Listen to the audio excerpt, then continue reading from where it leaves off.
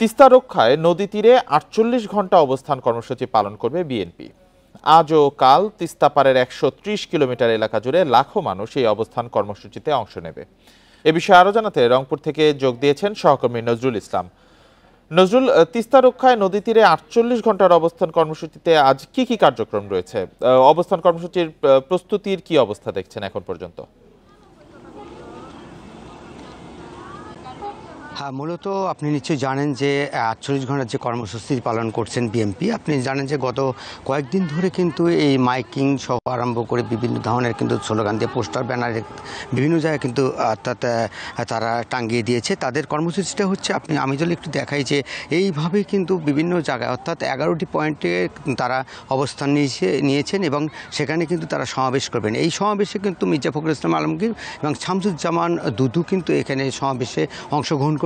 এরপরে কিন্তু গাইবান্ধা অর্থাৎ রংপুর, লালমনিরহাট, নীলফামারী, কুড়িগ্রামের বিভিন্ন পয়েন্টে কিন্তু তারা অবস্থান নেবেন এবং সেখানে সমাবেশে অংশগ্রহণ করবেন। আমি কিন্তু এখন লালমনিরহাটের যে পয়েন্টটি যেখানে অর্থাৎ মির্জা ফখরুল ইসলাম আলমগীর এখানে বক্তব্য রাখবেন সেখানে কিন্তু আমি আছি। আপনি নিশ্চয়ই দেখতে পাচ্ছেন যে এখানে কয়েকশো মাইকে এবং বিভিন্ন ধরনের ব্যানার, পোস্টার এবং সামিয়ানা দিয়ে কিন্তু ভরে রেখেছেন।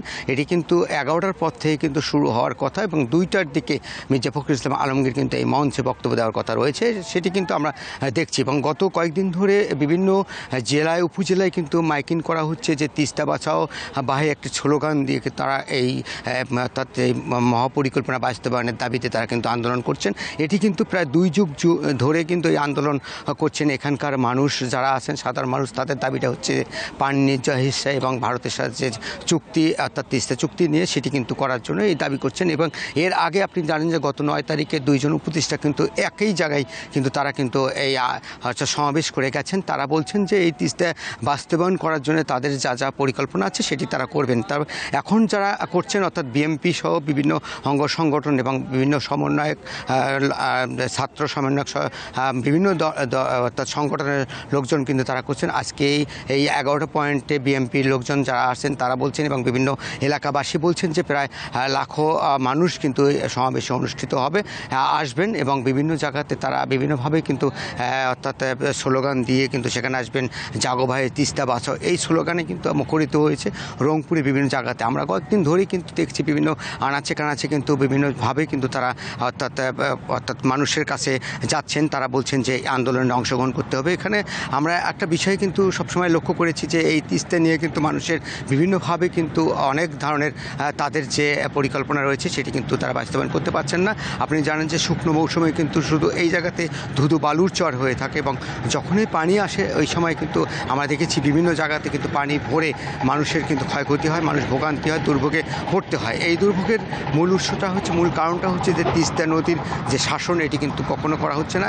এই তিস্তা নদীর এই শাসনকে এবং এই তিস্তা নদীর ন্যায্য হিস্সা অর্থাৎ পানি ন্যায্য হিস্সা বাস্তবায়নের জন্য আজকের এই আন্দোলন আগামীকাল পর্যন্ত চলবে। আগামীকাল আপনি নিশ্চয়ই জানেন যে অর্থাৎ বিএনপির ভারপ্রাপ্ত চেয়ারম্যান তারেক রহমান তিনি ভার্চুয়ালি অংশগ্রহণ করবেন এবং অংশগ্রহণ করে তিনিও একটা দিক নির্দেশনা দেবেন যে কী করা যাবে এবং এটি নিয়ে করা হচ্ছে। আপনি নিশ্চয়ই জানেন গত কয়েকদিন ধরে যে এই আন্দোলনের যে মূল ধারা রয়েছে এই মূল ধারায় কিন্তু আমরা দেখেছি যে বিএনপির কিছু লোকজন কিন্তু তারা বিভিন্ন জায়গাতে সংবাদ সম্মেলন করছেন, অর্থাৎ মানুষকে একত্রিত করার যে চেষ্টা সেটি করছেন। তবে এখন থেকে আমরা দেখেছি যে লোকজন কিন্তু আসা কিছুটা হলেও শুরু করছে। এই এটি যদি চলমান থাকে এবং ২টা পর্যন্ত কিন্তু এই এলাকায় কানায় কানায় ভরে যাবে কিন্তু মানুষের যেটি মানুষের দাবি সেই দাবি নিয়ে।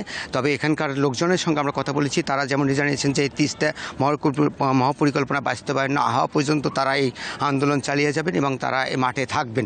এবং এই সমাবেশে যেহেতু অংশগ্রহণ করছেন বিএনপি সহ বিভিন্ন সমন্বয় দলগুলো, সেক্ষেত্রে তাদের এই দাবি বাস্তবায়ন হবে এটা তারা বলছেন। তবে এখন পর্যন্ত আমরা যেটা দেখেছি যে রংপুরের এই যে অর্থাৎ লালমনিরহাট যে পয়েন্টটি রয়েছে, এরপরে কাউনিয়া পয়েন্ট রয়েছে, এরকম ১১টি পয়েন্ট অর্থাৎ গাইবান্ধার যে পয়েন্ট রয়েছে সব জায়গাতে আমরা খোঁজখবর নিয়েছি। সব জায়গাতে কিন্তু একইভাবেই সামিয়ানা টাঙ্গিয়ে কিন্তু এইরকম মাইক ব্যানার ফেস্টুন দিয়ে কিন্তু সেখানেও আলোচনা করছেন এবং সব জায়গাতে কিন্তু আমরা দেখেছি বিএনপির প্রায় ১২ জন কেন্দ্রীয় নেতৃবৃন্দ কিন্তু অংশগ্রহণ করবেন। এই অংশগ্রহণে তারা কিন্তু দিক নির্দেশনা দেবেন। তবে এখন পর্যন্ত আমরা যেটা দেখেছি যে মানুষ কিন্তু আসা শুরু করেছে, এটি কিন্তু অর্থাৎ ২টা পর্যন্ত আশা থাকবে, মানুষ আসবেন এবং আসে এই সমাবেশে তারা অংশগ্রহণ করবেন, তাদের দাবি বাস্তবায়ন করবেন। দাবি পূরণ না হলে তারা কিন্তু এই আন্দোলন তারা চালিয়ে যাবেন, এটি ঘোষণা দেওয়া হচ্ছে। তবে মির্জা ফখরুল ইসলাম আলমগীর কী বলবেন সে আশায় কিন্তু, এবং তারা এখানকার মানুষ এখনও আছেন, যেহেতু বিএনপির মহাসচিব অর্থাৎ এই সমাবেশে তারা অংশগ্রহণ করবেন, তার বক্তব্যের উপর কিন্তু নির্ভর করবে আসলে তিস্তা মহাপরিকল্পনা বাস্তবায়ন আসলে কতদিন নাগাদ হবে এবং সেটি করবে কেমন। তবে একটা বিষয় জানিয়ে রাখি যে তিস্তা মহাপরিকল্পনা বাস্তবায়নে কিন্তু আমরা যেটা জেনেছি যে জাইকার একটা প্রজেক্ট রয়েছে, অর্থাৎ 8,800 কোটি টাকা। এই প্রজেক্টটি যদি বাস্তবায়ন হয় তাহলে কিন্তু এই তিস্তা মহাপরিকল্পনা বাস্তবায়ন অতি দ্রুতই করা সম্ভব হবে। জি, তিস্তাপাড়ে বিএনপির কর্মসূচি নিয়ে রংপুর থেকে জানাচ্ছিলেন সহকর্মী নজরুল ইসলাম।